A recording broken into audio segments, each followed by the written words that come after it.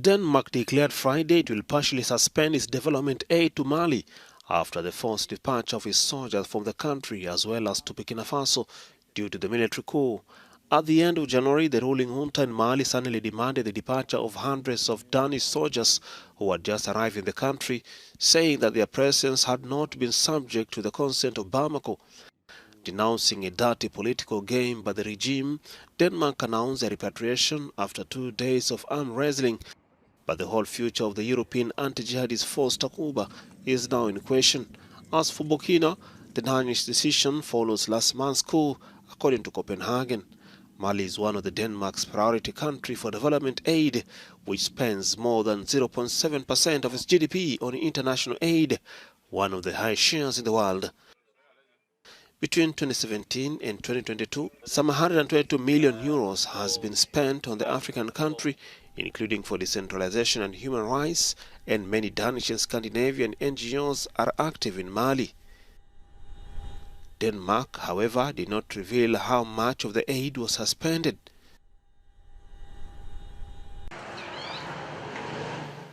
Morocco's tourism industry is still struggling to pick up despite the reopening of the economy after the country lifted the COVID-19 restrictions. Morocco's air border reopened on 7 February, but it will be a long road to recovery for several hotels and tour destinations. To some, business restructuring and maintenance costs are weighing much into the recovery, as the owners have to dig deep into their pockets to ensure proper and updated infrastructure is present before businesses pick up again. The tourist transport fleet today is exposed to damage. Some have a park where they can leave cars, and despite that, the park cannot accommodate all these vehicles, especially because the stop has been comprehensive since the beginning of the pandemic. The losses are very large because stopping causes a number of damages. Today, the maintenance of these vehicles requires a huge amount of money to operate again. There are 11,000 tourist vehicles in Morocco, 30% of them in Marrakesh. But with no visitors to ferry around, these buses have been parked up for so long, weeds are growing around their tires. The closing of the border separated us from our clients, which made it difficult to prepare a program and to prepare a new season. Knowing that big events and conferences are prepared at least 12 months in advance, we have a delay of 24 months, which will be difficult to catch up on. Tourism receipts have plummeted compared to 2019, falling from $8.6 billion in 2019 to only $3.2 billion in 2021. Within 2 years, the tourism sector recorded an estimated decline of 80% and experienced a large loss in terms of income, amounting to about $800 million during this period. But the decision to close that took place between October and November had a negative impact on the psychological side of professionals who believe that they had overcome the crisis. The government dedicated an amount of $8 million to support the tourism sector to confront this crisis. But businesses need tourism to return if they are going to survive in the country. It's party after party here in Uganda's capital, Kampala. Nightclubs were closed as part of actions taken to curb the spread of the coronavirus. But now people are enjoying returning to their old partying ways. Ugandans are now warming up to nightlife again.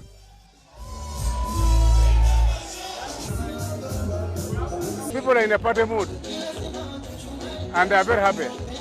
The turn-up is not all that very good because some still fear corona and so on, others coming, but the youth are very happy.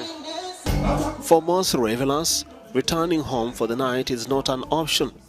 They have spent 2 years inside their houses, and the opportunity to take advantage of the nightlife is too alluring to trade for a bed. Because I've been missing a lot, so we need to party till we get tired. Yeah, anytime, it doesn't matter.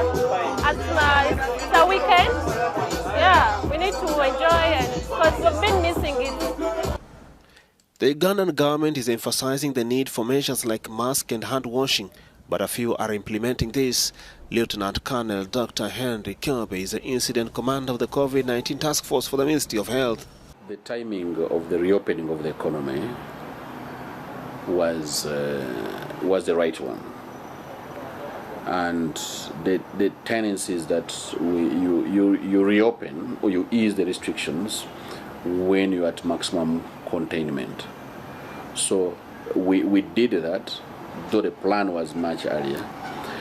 But since the reopening, we are not seeing any surges, either urban or peri-urban or rural.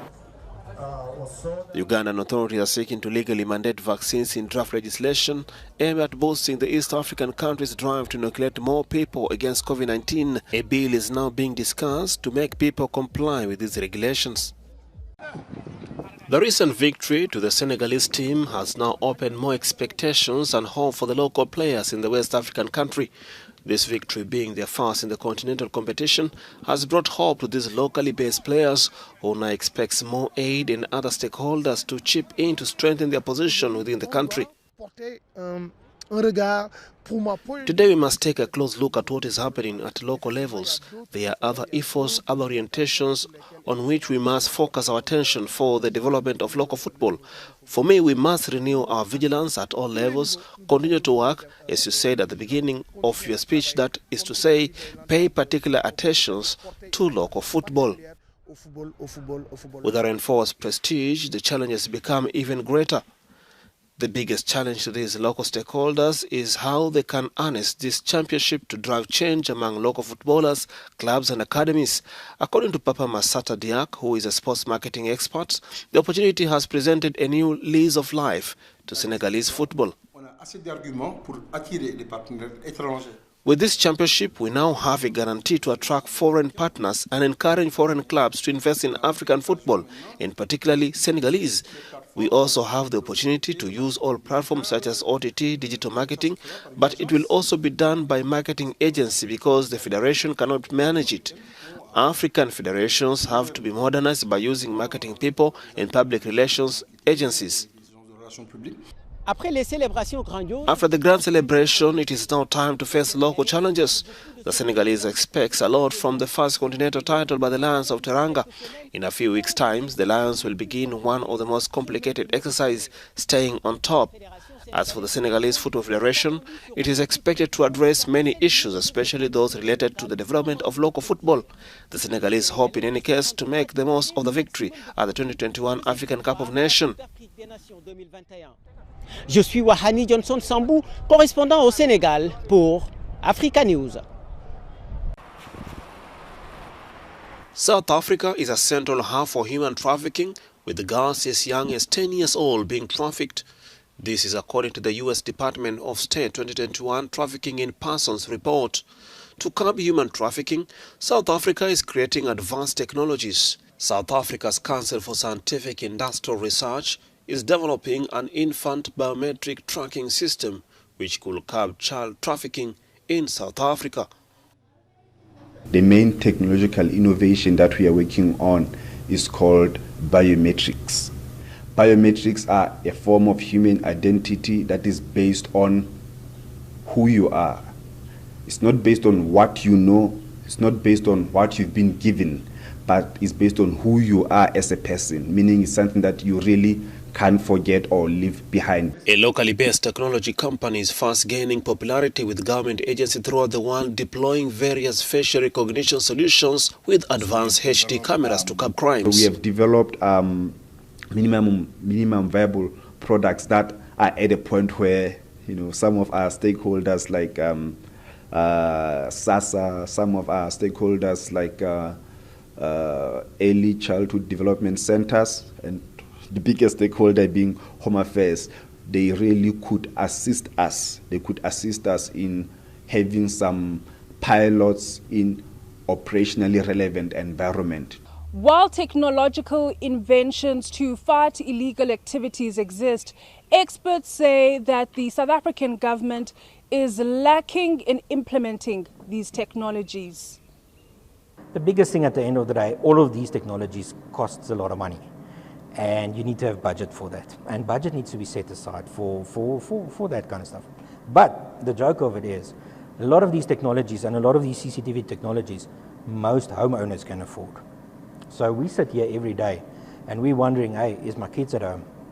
You can get notifications on your phone and say, I tell you, your kids are at home. The South African government in 2021 put forward a new draft policy which aims to capture detailed biometric of every child born in South Africa and link this data to parents' identity numbers which are printed on all ID documents.